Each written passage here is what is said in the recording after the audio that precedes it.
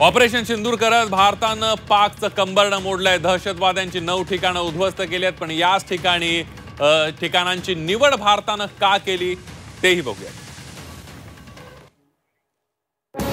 पहलगाममध्ये पर्यटकांवर दहशतवादी हल्ला झाला होता आणि त्यानंतर भारताने याचा बदला घेऊ असं ठामपणे सांगितलेलं होतं आणि त्यानुसार काल मध्यरात्री भारताने एअर स्ट्राईक केलेला आहे।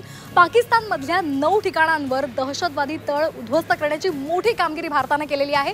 पण यासाठी या 9 तळांचाच भारताने निर्णय का घेतला, 30 तळं का उद्ध्वस्त केली, या संदर्भातली माहिती आपण जाणून घेणार आहोत। तर आपण हे ग्राफिक्स पाहतोय, यावर जी ठिकाणं आहेत, तर पहिलं ठिकाण आहे सरजल तेहरा कलान।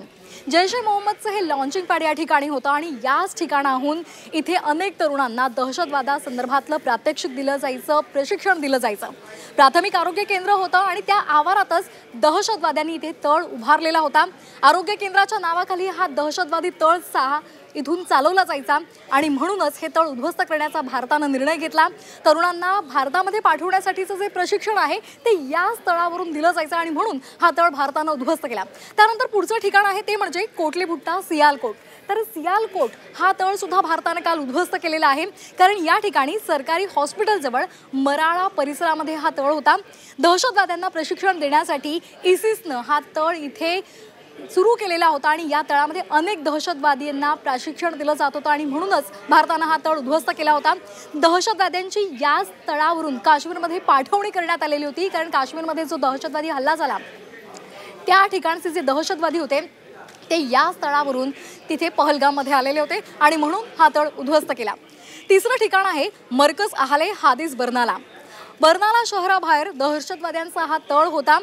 त्याच ठिकाणी POK मधल्या लष्कर-ए-तोयबाचं एक प्रमुख केंद्र होतं आणि लष्कर-ए-तोयबाचा हा अड्डा भारतानं काल उद्ध्वस्त केलेला आहे एअर स्ट्राईकद्वारे।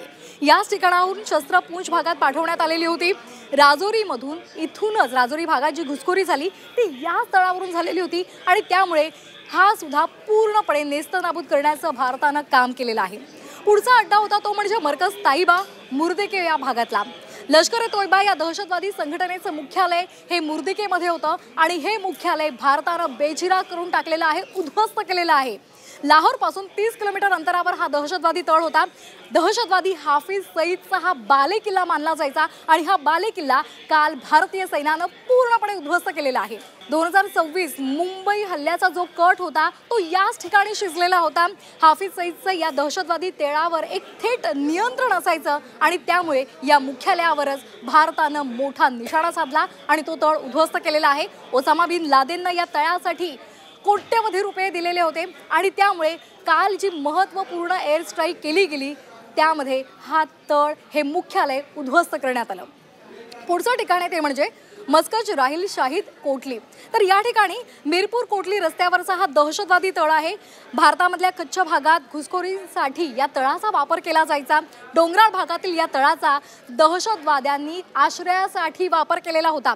हिजबुल मुजाहिद्दीन संघटनेनं या तळाचा वापर केलेला होता। दहशतवादी ही संघटना आहे आणि वारंवार याच ठिकाणी हे दहशतवादी आश्रय घ्यायचे। सलाउद्दीन सईदचा या दहशतवादी तळावर वावर होता आणि त्यामुळे हे ठिकाण सुद्धा भारतानं उद्ध्वस्त केलेलं आहे। पुढचं ठिकाण आहे सुभानअल्लाह बहावलपूर, जे आपण इथे पाहतोय।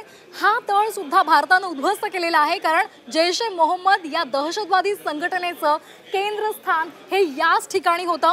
मौलाना मसूद अझहरचा हा बालेकिल्ला, पठाणकोटच्या हल्ल्याचा इथेच कट शिजला होता। पुलवामा आत्मघाती हल्ल्याची रसद सुद्धा या बहावलपूरमधूनच पुरवली गेलेली होती आणि त्यामुळे भारतीय सैन्यानं यावर निशाणा साधला आणि हा संपूर्ण तळ उद्ध्वस्त केलेला आहे।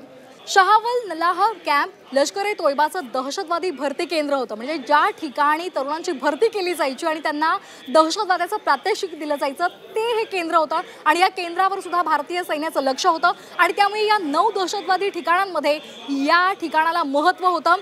1999-2000 पासून या तळावर दहशतवादी सक्रिय होते। या दहशतवादी तळावर फायरिंग रेंज आणि ट्रेनिंग ग्राउंड सुद्धा होतं। हाफिज सईदकडून इथेच दहशतवादी तरुणांचं ब्रेन वॉशिंग केलं जायचं आणि त्यांना दहशतवादी बनण्यासाठी त्यांना प्रवृत्त केलं जायचं आणि म्हणून या ठिकाणी सुद्धा भारतानं एअर स्ट्राईक केलेला आहे आणि संपूर्ण हे ठिकाण जमीनदोस्त केलेलं आहे। पाकिस्तानी लष्करानं दिलेली शस्त्रास्त्र आणून इथेच ट्रेनिंग दिलं जायचं आणि म्हणून भारतानं या ठिकाणी मोठ्या प्रमाणावर कारवाई केलेली आहे। पुढचं ठिकाण आहे ते म्हणजे मेहमुना जोया सियालकोट। तर या सियालकोट भागामध्ये सुद्धा भारतीय लष्करानं मोहीम राबवली, एअर हल्ला केलेला आहे, एअर स्ट्राईक केलेला आहे। मोहम्मद इरफान आणि इरफान डंडा या दहशतवाद्यांकडून हा तळ चालवला जायचा। इरफान डंडाकडून अनेक दहशतवादी हल्ल्यांचं नियोजन सुद्धा याच ठिकाणी केलं गेलं होतं।